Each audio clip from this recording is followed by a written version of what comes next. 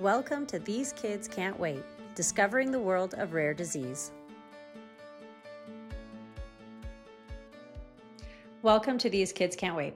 Today's guest is someone whose voice I've been looking forward to sharing with you, Dr. Candice Wood. She's an OB-GYN with a specialty in women's mental health, and she's also the founder of Women Made Well, a beautiful practice for women navigating both physical and emotional challenges. Today, we're talking about how mental health and medical care intersect and how Dr. Wood is redefining what healing looks like. Welcome, Dr. Wood. Dr. Wood, tell us a little bit about yourself and what led you to practice medicine. Well, I have a father who's an obstetrician gynecologist, and he was probably my biggest hero growing up. And so I think it was very early on. I think I was saying wanted to be a doctor and take care of people since I was like 7, 8 years old, always through high school. That was my goal. I just fascinated with the human body and learning, and I love helping people. And I felt like there was no better way to do it than if I could help them with their physical, mental health problems. Can you tell us how your passion for women's mental health developed? Well, I think most people who know me pretty well would, at least my patients would tell me as somebody who I love to listen to patients, and a lot of my partners often would say that you probably should have been a psychiatrist because I was interested in all the things that were leading to what was going on in their life and all the facets of their life. And so I got to know my patients really well. And when you do that, you actually get to see the side of them like real life. The mental load of life is quite heavy. And the transition to motherhood specifically, when you think 1 in 5 will have clinical depression or anxiety postpartum, that's a high number. And so I got to see a lot of it. And then I experienced postpartum myself. And since I'm close to a lot of my patients, I talked to them about things I'd experienced, and then it opened the door to me realizing like everybody really struggles with this transition. It's not just me, it's not just them. And then there are certain people who really struggle at the clinical level. And there were some specific cases where I felt so passionate about helping women realize their strengths, fight through the struggles they were having in order to be the moms they wanted, that I realized that this is where my passion was. And it was a underfilled there weren't people filling this need. And so it was clearly something easy to dive in because I needed the skills so I could help the patients that I was finding. Yeah. Is that what led you to start Women Made Well? Yes, I wanted to make the change from just a private OB practice that was focused just on women's health, which is clearly very important, to one that was a space that still did that, but was really focused on the mental health aspect, which, overshadows so much of that, and made a space where we really were truly focusing on making the whole woman well. Yeah. And that's different than your traditional care setting for an OB-GYN, correct? Yes, unfortunately, a traditional setting, you're seeing a patient for an OB check for 10 to 15 minutes max, and there's not as much of an opportunity to make the connection or talk about the struggles in pregnancy, the struggles postpartum, the struggles in trying to become pregnant. And so I wanted to make a space where I could still answer questions about other things, the typical medical needs that you have in a pregnancy, but where they had a space to discuss the things that were actually weighing on their minds a lot more, and really preparing them for postpartum for those women that are pregnant. How much time do you spend with your patients now?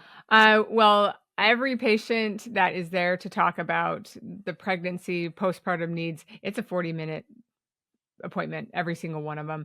Sometimes we squeeze in a 30-minute because we just didn't have a 40-minute, but it's 40 minutes, and that's face to face, 40 minutes start to finish. I chart after, unfortunately for me, but that's what I think you need, because a lot of it's the storytelling to figure out where to start, and then it's actually working on some of the things we need to work to get them to reach their goals. Yeah.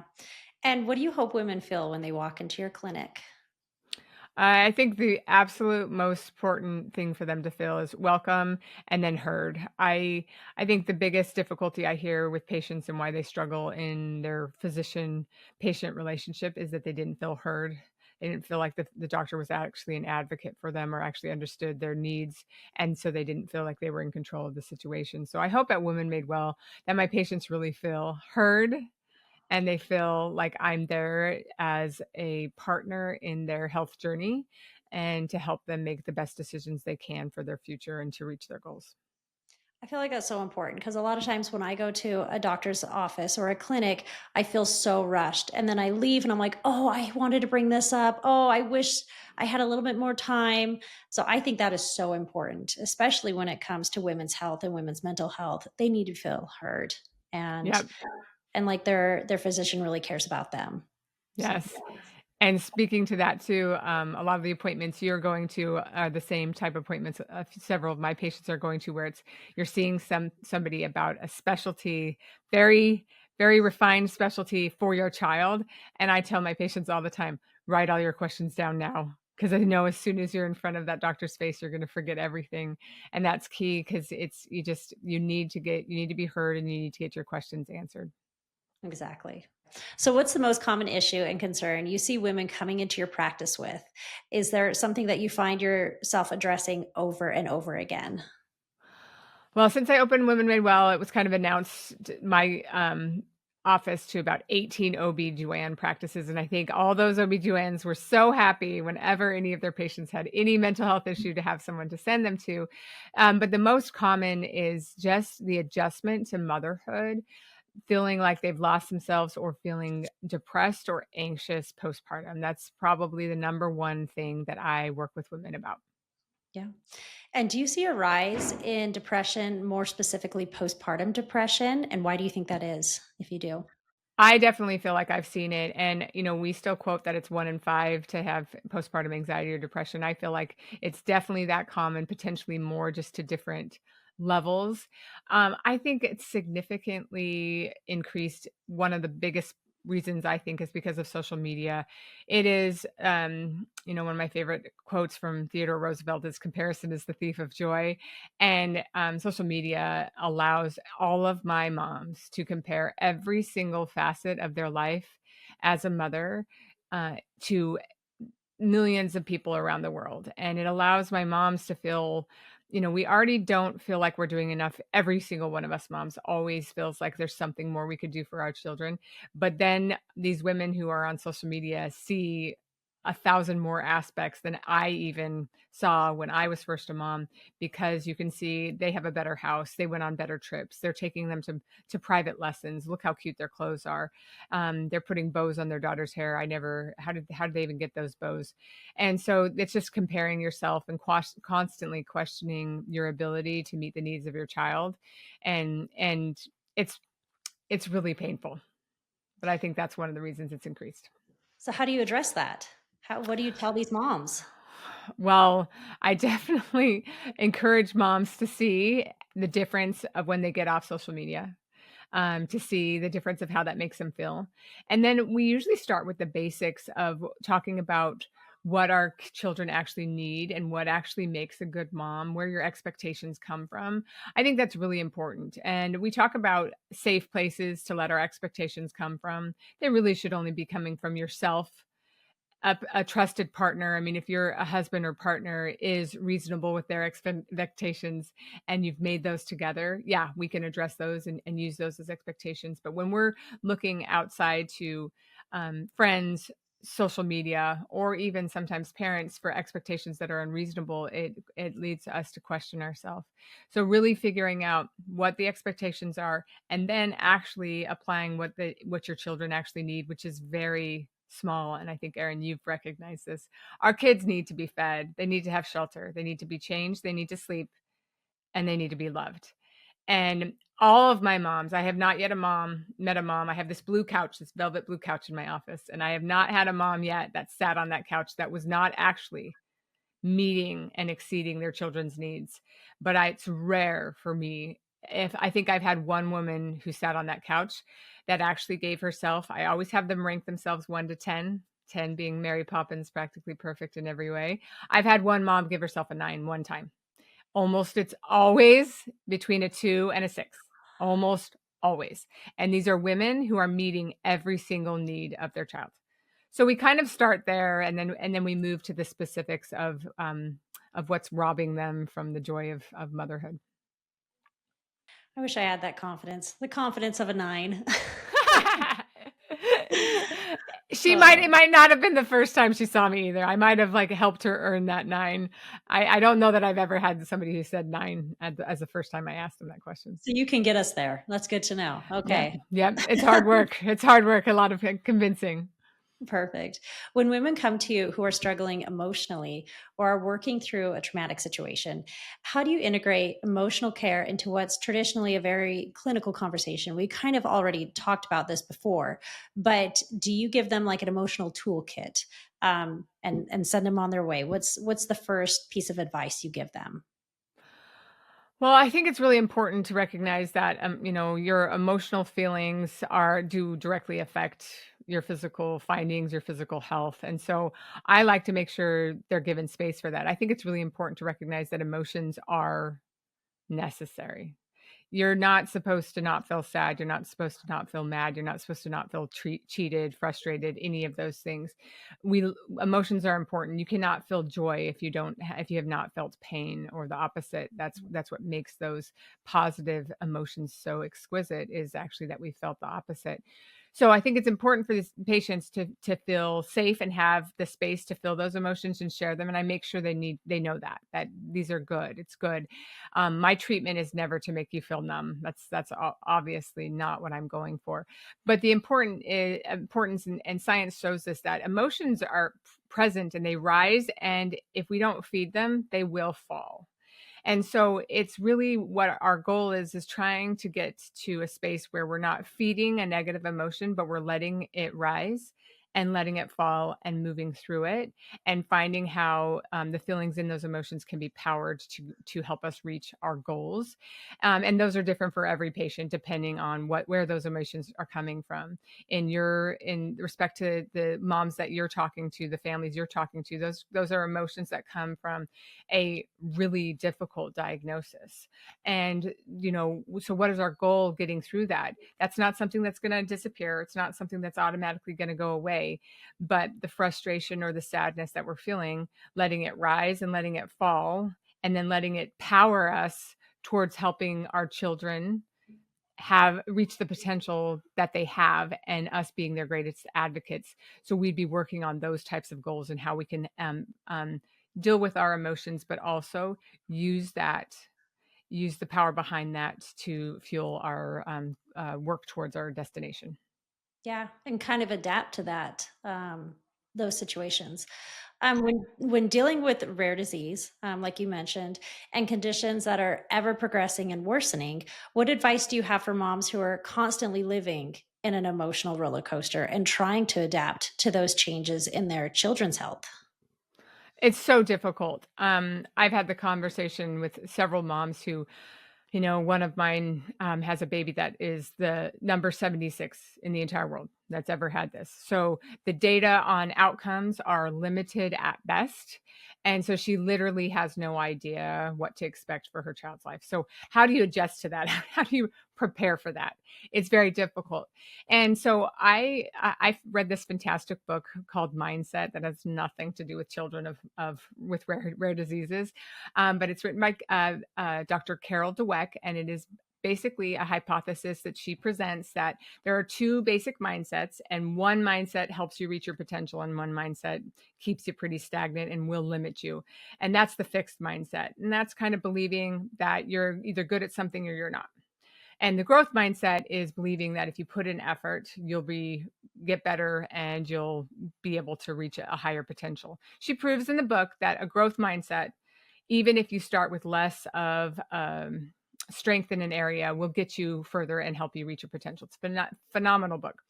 I was listening it more towards analyzing myself and how I could help my kids have the best mindset. But when I was listening, I realized that this actually was more powerful, or not more powerful, but also could be applied to parenting.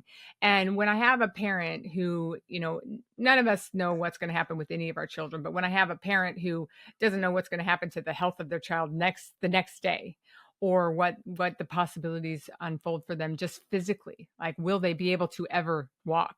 Will they ever be able to do this on their own?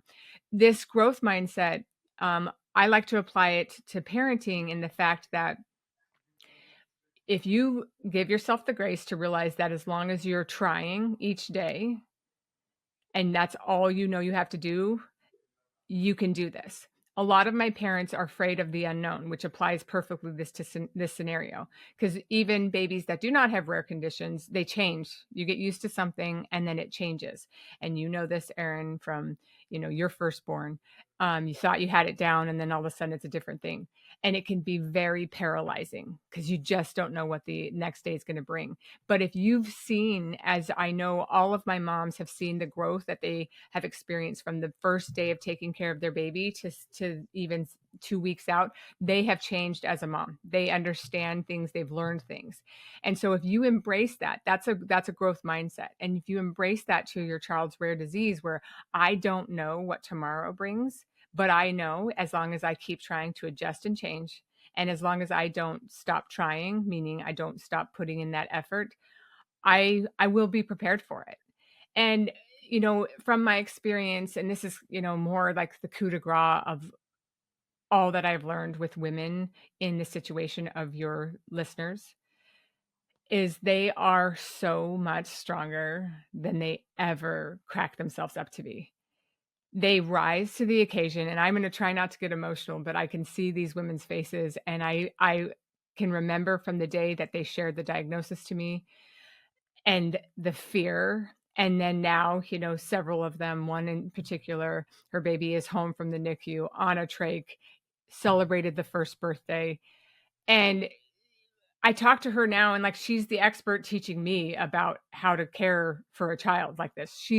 She could teach she can teach the people who are coming into her house to like service her machines. She knows more about them than they do. And how did she get this? Daily putting in the effort. She didn't, I mean, and she would have never thought she could do the things she could do, ever. And so, yes, you cannot know, and science can't tell you. But if you just commit that I'm not going to give up on this child, it doesn't mean you don't need breaks. And it doesn't mean you don't get to like go cry and wonder if you can still do this. But you take your break and you show up the next day. And I've seen it. These women, these families are absolutely incredible. So, Candice, one thing I've heard you speak a lot about in your podcast is finding a sense of community. How can these women find a sense of community when they are going through something no one else is, and when they're dealing with rare disease? Well, I think the most important thing, like you said, is recognizing that you're even without a rare disease, you're never going to find somebody who has the exact same story you do. Whether it's their baby's already 2 years older, or they have 3 kids and you only have four, and you have four. No situation is identical. But then it's when you have a common disease, it's easy to find. Like, if you just have a baby with no genetic issue, but they're in the NICU, there's lots of moms with babies in the NICU. And so there is an instant community. And so yet what you're talking about is when you have a super rare disease and you can't find anybody in the city, like my mom, who's, baby's number 76, like, she's not, even though we live in a big city here in Phoenix, there's no baby that has that diagnosis. And so she's not going to be able to talk face to face. So what do we do in that circumstance? I think it's really important to recognize that your community doesn't have to be somebody who exactly understands your situation. One of my moms was such a good example of this because her baby has, I don't know the numbers on hers, but it is very rare. But her baby requires a trach because the baby does not have the muscle strength to breathe, and was in the NICU for I can't remember, but 4 to 6 months with a trach before the baby could even leave, even though it was a baby that was born at term. So she does not know anybody in the metropolitan area, state, side of the country that has the same issue. But the people she's connected to are moms that have babies that are trached. And so, yes, it's for different reasons, but they all have a common issue that they need to become experts in, and they can grow as a community over that. And so seeking out a community first of all, you're going to start with the low hanging fruit, which is what you're providing for your community. You guys, can find, I know you have been found by internet searches by moms who need that community, and you've provided that. So of course you can reach out to that. There's tons of support groups on Facebook for lots of underlying conditions, lots of rare diseases where you can get connections with people. But when you run short because you're one of those people who doesn't have a support group that you can find, you can look for other moms with babies with some sort of disorder to build that community. Or like my mom did, find mothers or families that have babies that have trachs, so that you have that. Because what do you even need the community for? You need the community to discuss your feelings, to discuss the pitfalls, to discuss, am I doing this right? To have somebody who you're asking a question to, that they have maybe some experience to add to you. Obviously, you can ask your pediatrician, but as you know, in the conversations we've had, it's just different when it's your child. And there's so many other facets. How is it affecting your family? Your pediatrician's not going to be an expert on how this affects families, but if you talk to another mother who's maybe 3 months ahead of you and also has some children, how have you balanced, like, still meeting the needs of your other kids while you're trying to meet the needs of this child who needs 180 million% of you? And so that's why we need community. But it is difficult, and you just have to try. And sometimes we can find direct fits. And like, I think you're blessing so many people's lives by what you're doing. But other times we have to finagle it because our disease is so rare, and just find community with women who are also struggling with something like this. Yeah. And that goes right into my next question. So, hypothetically, say you had a mom with 5 kids, one with a very rare, complicated medical history, who is about to go through a bone marrow transplant. This is going to be a period of isolation, pain, confusion for the family. What advice do you have for this mom who will be in isolation for, 4+ months? Let's all take a deep breath before you even think about the advice. That's what she's going to need to do a lot. I think it's really important. And this is, this is a very specific situation that has a lot of things that could be done. But with every one of my moms, when we have something like that, I always say, okay, first of all, when we have a big issue, we need to think about the big picture to make our plan. And so the first would be with the family, and for this mother herself, why am I doing this? Like, why are we choosing to do something that is going to put strain on the family? And this is obviously really important for the whole family to understand, because we handle hard things when we know why. When we do not know why, hard things are impossible, and they can really tear us down because we don't see the purpose behind it. And so there is clear purpose. And I know I'm guessing in this person's in this person's specific situation, there is a lot of thought into this choice, and the decision was not made easily. And the decision was made because there was a big why. There was a big why for a potential for a difference in the outcome and the longevity of this member of this family. And so understanding the why, and it's important for you to know that, and maybe even have it written down.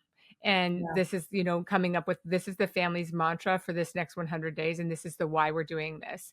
And it's for this individual. And it's because we are hoping for X, Y, and Z. And so we're taking this chance. So that's the first thing.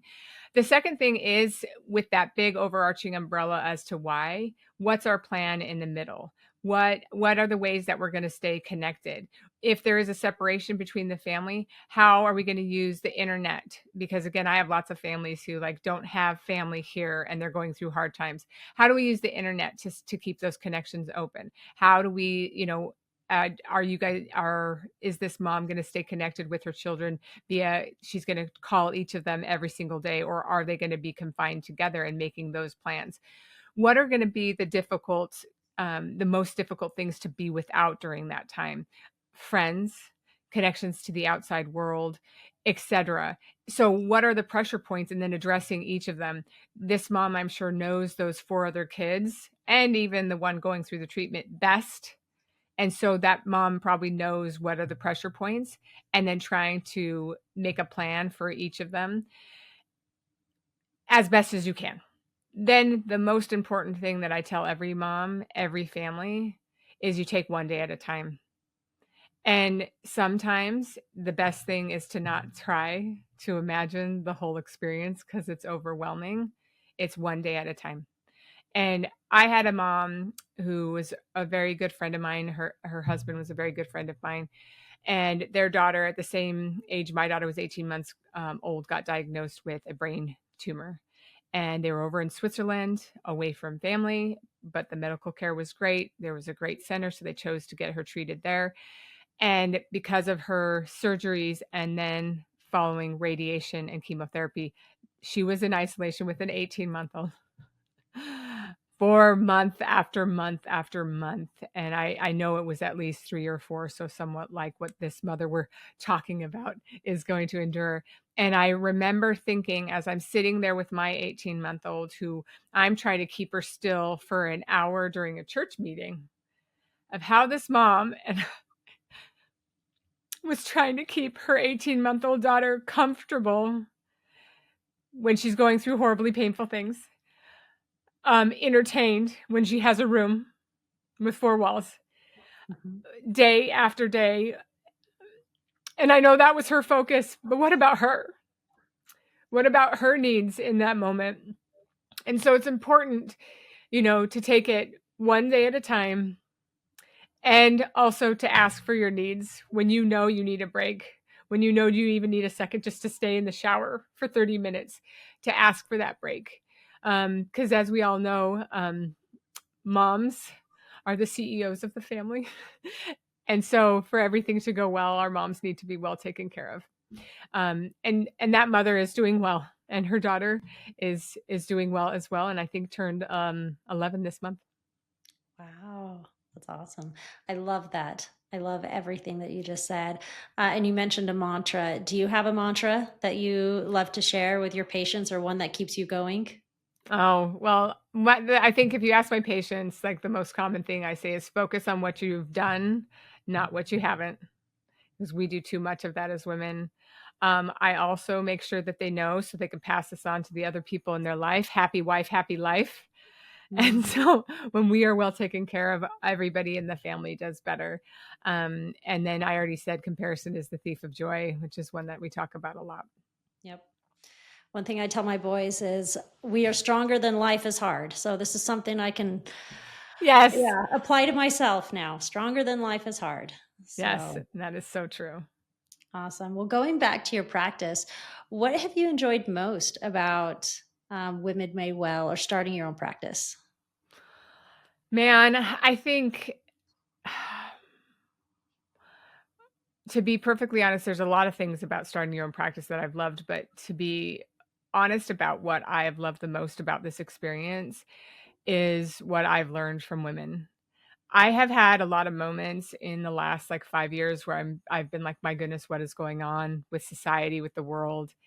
And these women who come and sit on my blue velvet couch and talk to a woman they don't know, and they come because they want to be better mothers. They want to be stronger. They want to figure out how to care for their child or grieve a loss of a child.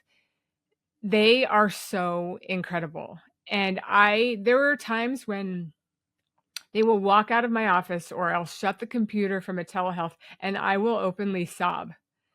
And it is because of how incredibly strong the women of this world are, and how fiercely they are fighting to raise and honor the next generation.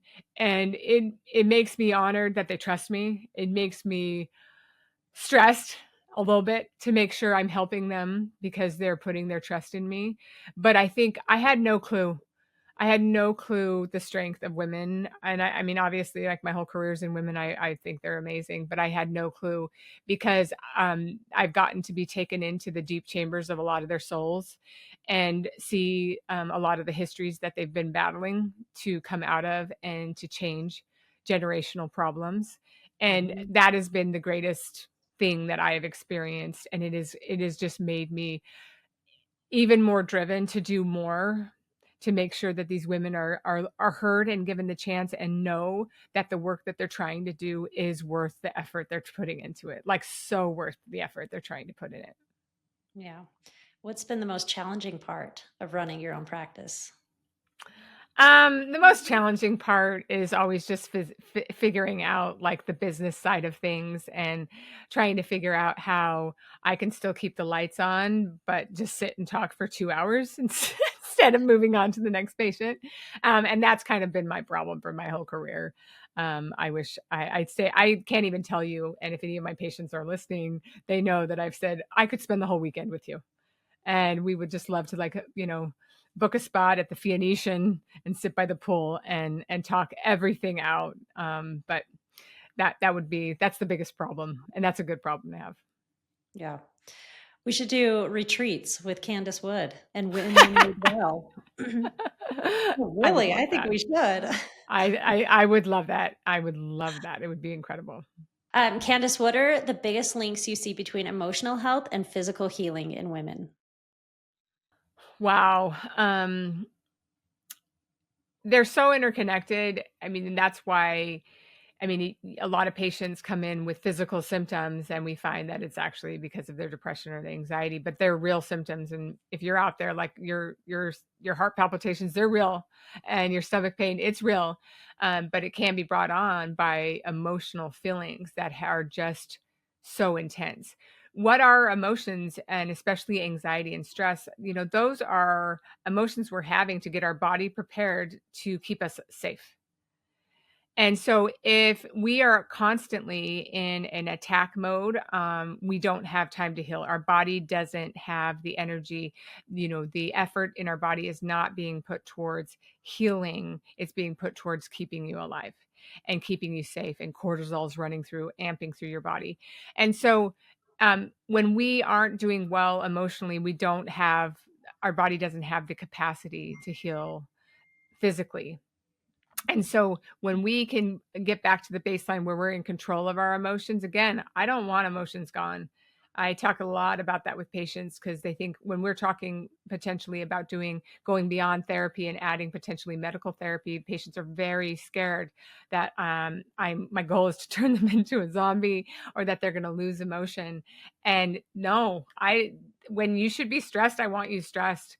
What medications can help with and what our goal is with therapy or medication is to allow you to handle those emotions appropriately so that your body is still able to function and to help you through the healing process, even of an emotional diagnosis.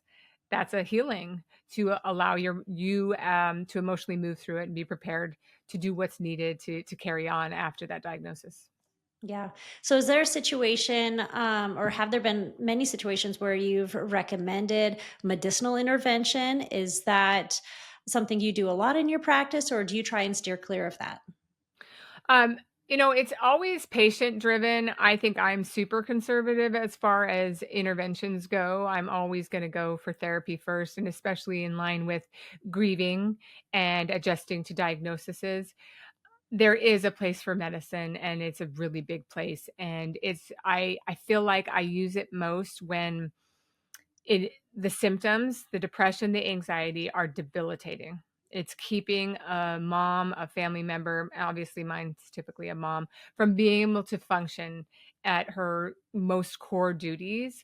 And when that's the case, therapy works. It works. The studies show it works, but it takes time. It takes time and it's a lot of effort. I have patients who come and say, "You cannot give me homework. Like I can't do anything else." And so I can't ask patients to do a lot of things. And so sometimes I need medicine to give them the space so that they can do the healing. And just told them on this on Thursday. It's like, I think we need medicine. I don't think it's going to be permanent. I'm thinking 6 months because I need to get the space for you to do some of the work so that you can do this on your own. Yeah. When it comes to grieving, I find it rare because I actually believe grieving a loss and grieving a diagnosis is a very natural process. And if you aren't functioning well, I don't jump to meds right away because I actually want you to grieve. I Mhm. want you to feel those feelings. I want to work them out because I really think that is the key to healing. When I just put a Band-Aid over it, I think it's going to come back to haunt all of us later. Yep. Yeah. And it's hard coming off of some of those medications. Yes, I try to steer clear of the ones that are harder to come off of because my goal is always to come off, Yeah. almost always. Um, so how can women advocate for themselves when their emotional well-being feels overlooked in appointments? Oh, and I think that probably happens a lot. And it's not necessarily because their providers are not good providers. It's because of the essence of insurance and the tight schedules that doctors need to keep in order to keep the lights on. It's difficult in today's environment, but I do think it's important. And so you need to advocate for yourself because that actually is the key to your healing. And sometimes I think some doctors don't realize that. And so, how do we do that? You need to ask for it and you need to say very clearly, I need somebody to talk to. I need direction to a support group. I need I need help. I'm not emotionally doing well. And sometimes it's important too if you do have a connection with that doctor. This is a very different experience, but I did have a patient friend who was struggling after a poor outcome, and I knew her doctor. Her doctor had no idea she was struggling, and I knew a lot of it was that just hadn't been closed, the experience with that doctor. And so without her knowing, without the doctor knowing, I just said, "Hey, I saw your patient. She da da da da. I think she'd really appreciate a call from you." He called and she completely changed. And so if she had known that she could advocate for herself and make that appointment to make that connection herself, but I think that's important. If you know that something's gotten resolved with your doctor, advocate for that. Say, I can we make an appointment just so we can talk about the delivery, that we can talk about this diagnosis further. We can talk about how a lot of times I see potentially that the diagnosis wasn't made as quickly as maybe the patient thinks it could have been. Mhm. And that's a really healing discussion to have. We as physicians overall really do want to help people, but sometimes we need a little help knowing what our patients actually Absolutely. need. So speak up and ask for it.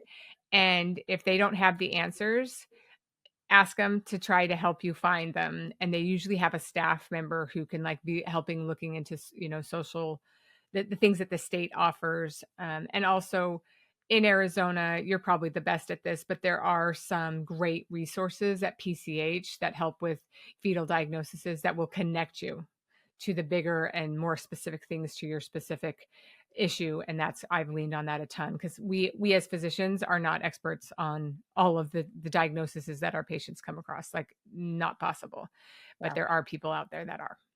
Good.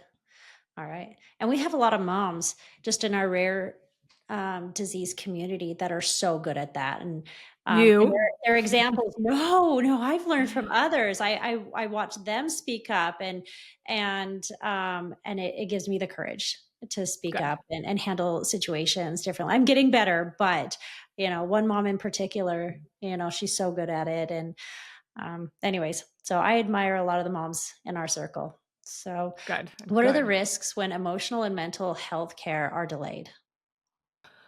Wow. I feel like it's basically like if you're starting in a hole, the hole just gets deeper and deeper. So that climb of getting out, I'm remembering when we climbed the Grand Canyon, being down at the bottom of that hole. It's a big climb out. And if we can catch things earlier, it's incredible how much easier the climb out is, how much quicker the healing process goes. But when I have a mom who is anxious and the anxiety feeds on the anxiety, uh, I got I've got layers thick to unpack versus Mhm. if it was recognized at the start, recognized where it was coming from, and the actions to control it were taken right away.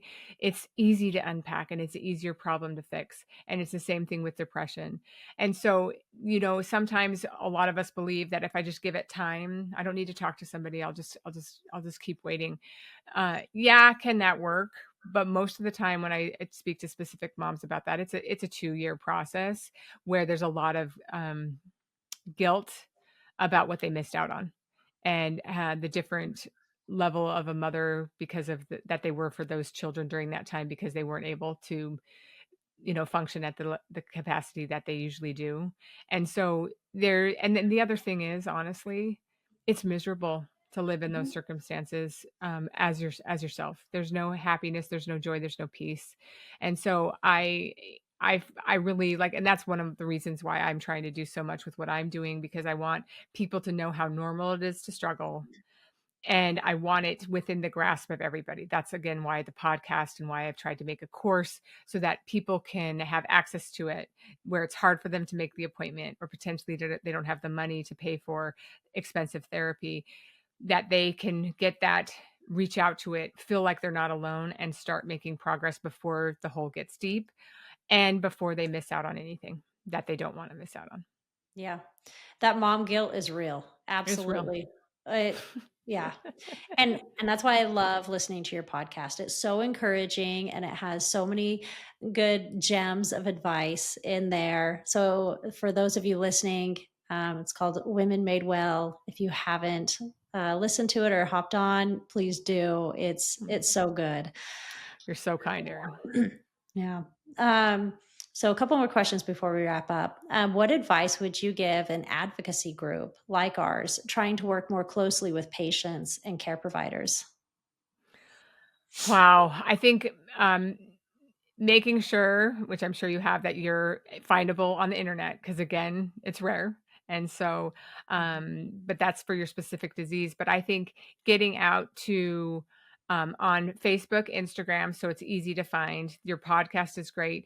But then I think in the individual cities where you guys have members in, making sure that pediatricians know, making sure, as obstetricians, we always would love to know too, but I think a lot of times, especially, you can tell me your diagnosis is made, the obstetrician's long gone. But that pediatricians know that you guys are out there, that the big hospitals that handle the treatments of Mhm. your diseases, that you guys are top on that list of our fetal care coordinator. Like, she needs to know about you guys so she can refer right away. And I think mainly what you're doing is what needs to happen. Like, you're doing the podcast, you're getting out there, you're making things that were taboo and not talked about common. And I think that it makes, with the rare diseases that you're dealing with, all the way down to some more common ones, what you're doing is making a community for these women so that they can find the answers and the support they need. And the things that you guys are doing, you're already doing all of them. You're making yourself accessible, and that's what you need to do. We're trying, but thank you. And then for those listeners right now that are dealing with emotional pain or trauma or a scary diagnosis, right now, what would you like to say to them directly? Oh, the first thing, like we talked about before, is breathe. Take a deep breath and remember that you should feel something. And it might feel really, really heavy. And it might feel, I think sometimes the hardest thing is you feel guilty about how you feel about these things. Because when it's your child, you feel like you should be fine with whatever. And you shouldn't be disappointed. And you shouldn't be upset because it's your child. And you shouldn't feel that you were robbed something. But I think all those emotions, the grief, grieving the expectation of a life that you maybe had for this child, or the expectation of the life you guys were going to have as a family. Uh, those are real feelings, and you need to grieve them. I had a very sweet mother that I just delivered her baby. I was not her care provider. I was just there that day, and she was having twins. And we delivered both the twins. And one of them, it was pretty evident from the nurse after I passed the baby off that she had some clear signs that she had Down syndrome, and the diagnosis was confirmed. And I remember talking to that mom the next day, when I rounded on her. Such an amazing mom. But what she said to me was, "I'm just so upset that on my daughter's birth, I was crying and I was grieving when I wish I had been able to figure out the diagnosis before and get a handle on it." And I love her, and I'm so happy she's here, but I was upset that I was grieving when she was here. And I assured her that was totally appropriate, because like I've told you before, I think trying to hold back emotions is not the right thing. It's we just Mhm. don't want to, as one of my patients says, unpack and stay in them. Don't get comfortable. But this mom was grieving an expectation she had, and that's appropriate. And so feel the feelings that you're feeling. Talk to somebody that you feel safe with about them. And that's where someone like me comes in, or a trusted friend, because you might not want to tell your partner your deepest fears because you think that's going to feed his or hers. Mhm. But you need somebody to talk to about those fears, because you need somebody to tell you that's a tomorrow problem. That's not likely going to happen. That's relevant. And let's dive deeper into that. You need that space. And so I guess my best advice is allow yourself to feel the feelings and do not feel guilty for them. If you're going to be the care provider for this child, you need to be at your best strength. You need to be in the position that where you're prepared to take it on, where you're prepared to have that mindset that you're going to continue each day and just try and see if this works, see if that works. And then, in the words of Anna from Frozen 2, you just do the next right thing. And if you go back and you read those words to that song, it's actually pretty powerful. She talks about how when she looks at the bigger picture, it's too much to take in. The whole idea of this life and how you're going to make through your current family, the addition to a child with an issue, et cetera, et cetera. It's too overbearing. It's overwhelming. You can't handle it. And I know that's how so many of my moms feel. You can't do that. But you do know, and she knew, and I know each of these moms, each of these families, they can do the next right thing. And I know, Erin, that's exactly what your family's doing. Then that's all you can do. Yeah. I love it. I love it. You spoke about um, the book that you recommend earlier. Are there any other books that you recommend for moms? Oh my goodness, there's so many. I mean, I have my favorite books that are like for new moms trying to figure out how to take care of their babies, those ones. But for more the mental health aspect, and it's funny because none of them are like related to moms at all. Like mindset has nothing to do with motherhood, really. That's Um, okay. Another one I love is Let Them, which is, hot right now. And if you haven't heard about that, you definitely did dig into that one. That's by Mel Robbins. It's phenomenal. Talking about taking back the control in your life and stopping comparing yourself to others, or letting other people's reactions to you define who you are. Oh my goodness, it's so powerful. And I had a woman who I suggested to a lot of people after I had read it, and she came back and she's like, that book has changed my life. And it's true. Because if you apply it to your life, you will regain so much power back into your life, and which will allow you to reach your goals. So that's another phenomenal one. I really like that one. For grieving, I love It's Okay to Not Be Okay. And grief, I apply to a lot of things. I apply it to getting a diagnosis that's different than what your expectation for your child's life was. And Yeah. so that's a great book, and it's written by a psychologist who had a very tragic experience, witnessed her husband die. And why I love it so much is she said in the first chapters, I felt so guilty for all the advice I'd given my clients before. It was a load of trash. I wanted to reach back out to all of them and tell them, I failed you all. Because once she'd experienced it herself, she was like, Mhm. I served them so poorly. And when, as soon as I read that, I was like, dude, I'm finishing this book, because that's such a powerful perspective to have the science behind it, but also the personal experience. And then to realize that the science fails a lot of the time is a really important perspective to have. And so I do love that book too. Awesome. Awesome. We'll include all those books in the show notes too. Awesome.